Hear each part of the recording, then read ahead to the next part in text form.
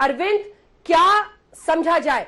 छर्रों का इस्तेमाल इशारा करता है ज्यादा नुकसान पहुंचाने की कोशिश थी। क्या समझे, क्या जैसा हम बीते दिन से कह रहे हैं, छोटा धमाका लेकिन बड़ी साजिश, बड़ा संदेश देकर हिंदुस्तान और इजराइल की दोस्ती को सीधे एक तरह से चोट पहुंचाने की कोशिश है इस धमाके से। अरविंद,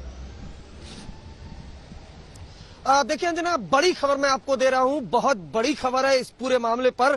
जो लिफाफा मिला था मौके से, जिसमें इजरायली जो दूतावास है उसको संबोधित किया गया था, उस लेटर में बड़ी बातें लिखी गई हैं। उस लेटर में लिखा गया है कि ये एक ट्रेलर है, हम इसका बदला लेंगे। और साल 2020 में जो ईरान के जनरल थे कासिम सुलेमानी, उनकी जो हत्या हुई थी, उनकी जो मौत हुई थी, उसका बदला लेने की बात सीधे सीधे उस लेटर में कही गई है। जो अमेरिकी एयर स्ट्राइक में मारे गए थे, उनका बदला लेने के लिए सीधा सीधा कहा गया है। और भी बड़ी बातें इसमें लिखी हुई हैं, यानी अपने आप में सीधे सीधे ईरान कनेक्शन वो जुड़ता हुआ आ रहा है इस बम धमाके में। ये अपने आप में बहुत चौंकाने वाला, बहुत बड़ा खुलासा है। मैं आपको बताऊं कि जो लेटर मिला है, अब जो जांच एजेंसी है इस लेटर का टच डीएनए कराएगी। लेकिन जिस तरह से कल इजराइल ने धमाके के बाद ये खुलासा किया था कि ये आतंकवादी हमला है,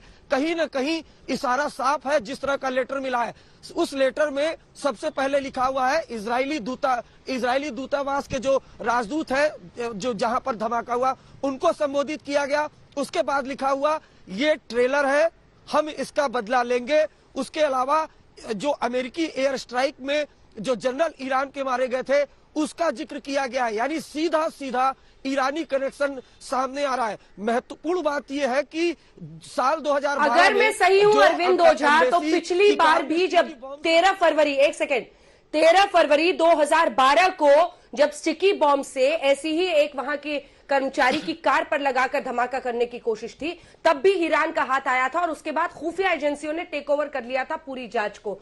ईरान का ये एंगल आना अपने आप में अब डिप्लोमेटिक रिलेशंस को लेकर, क्योंकि अब भारत और जो इजराइल है उसके रिश्ते किस तरह के हैं, बहुत अच्छे रहे हैं, मैत्री दिवस के तौर पर बीते दिन को मनाया जाता है। और ऐसे रोज पर यह करना बताता है कि जो ऐसे मुल्क है जिनकी आंखों में हिंदुस्तान और इजराइल की दोस्ती खटकती है, वो सक्रिय होकर कहीं ना कहीं टारगेट कर रहे हैं इंडिया को इजराइल पर टारगेट करने के लिए। मैं फौरन आपके पास आ रही हूं, आप बने रहिए। जल्दी से शिवेंद्र, मौके से एक बार तस्वीरें दिखाइए आज की सुबह और कैसे जांच आगे बढ़ रही है। क्या इजराइल से किसी जांच एजेंसी के आने की भी संभावना है? क्या मोसाद की भी नजर है? क्या इस पर कुछ भी दिल्ली पुलिस कह रही है? शिवेंद्र,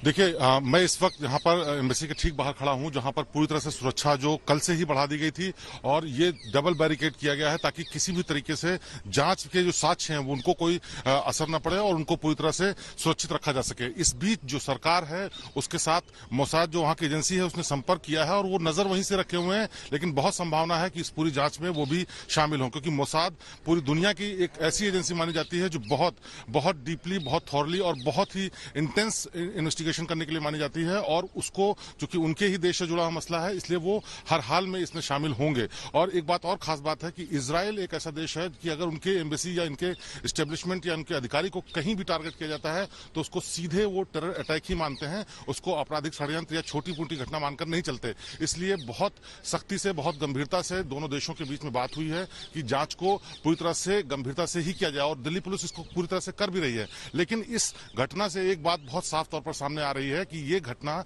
सिर्फ और सिर्फ दहशत फैलाने के लिए थी, क्योंकि जिस तरह के सबूत मिले हैं, जिस तरह का इशारा है, जिस तरह का ब्लास्ट किया गया लो इंटेंसिटी और 150 मीटर दूर पर, इसका मतलब साफ है कि किसी को टारगेट करके नहीं किया गया था। उनका संदेश देने का मकसद था। जो लिफाफा मिला जिसपे बोला गया कि ये ट्रेलर है, अभी मतलब आगे कुछ और हो सकता है, किसी एक घटना का जिक्र करते हुए, तो ये भी साफ करता है कि ये उन्होंने दिखाने की कोशिश की है हमलावरों ने कि वो कुछ भी कर सकते हैं और ये उसका ट्रेलर है, यानी आगे कुछ और बड़ा प्लान हो सकता है। और यही चिंता का विषय है दिल्ली पुलिस के लिए भी और इजराइल के लिए भी।